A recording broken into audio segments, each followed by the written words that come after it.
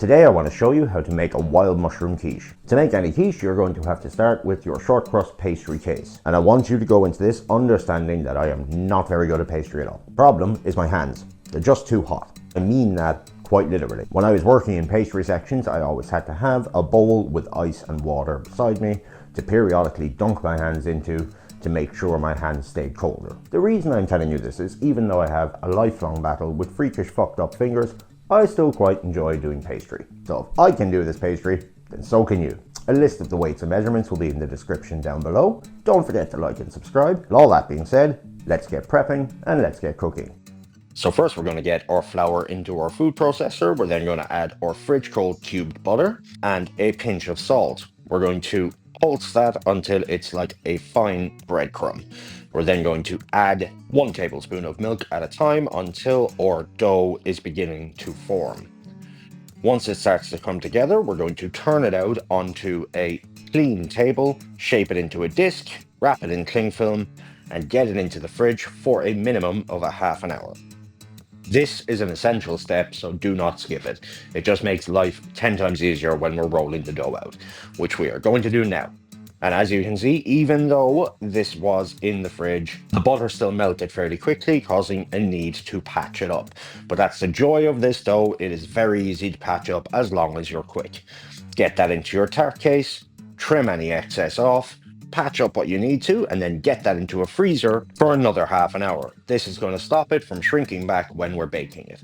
So now we're going to blind bake it. I cannot find my baking beads, so I am using rice. Blind bake this in an oven at 180 for about 15 minutes before we take out our weights, and we're going to use a fork to dock the bottom of the pastry. We're then going to get that back into the oven for another 10 minutes and then take out and set aside to cool until we're using it. We're now going to dice a sweet onion or a shallot if you have one. Now, I am using 3 different types of mushrooms. I am using chanterelle, oyster, and chestnuts. But most importantly, if you are using wild mushrooms, make sure to brush off any excess debris or dust. But we do not want to wash them. Slice your mushrooms, but I also like to leave some chunky ones in there, usually the chanterelles and the oysters. Now, if you don't like or you can't get your hands on wild mushrooms, you can of course use regular mushrooms. You're looking for about 500 grams though. Now add some oil to a pan and we're going to start sweating off our onion or our shallot. Once that's been sweating off for 2 to 3 minutes, we're going to add our mushrooms and give them a stir. Now, I understand the temptation to give a little toss of the pan. It's cool, it's chefy, but we don't want to do that with the mushrooms.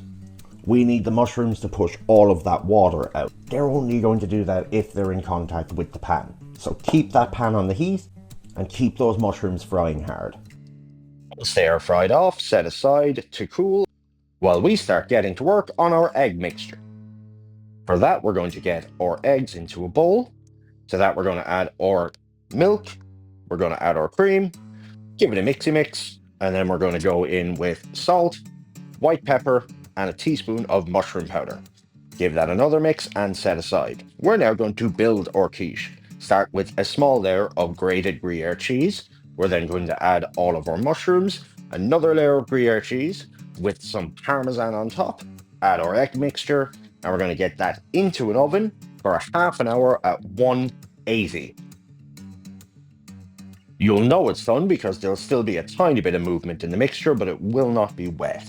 You'll be able to give it a little bit of a poke. Garnish with fresh parsley, get yourself a nice slice, and enjoy. Definitely advise giving this one a go, guys. Make sure to drop a like and subscribe, and check out my other videos.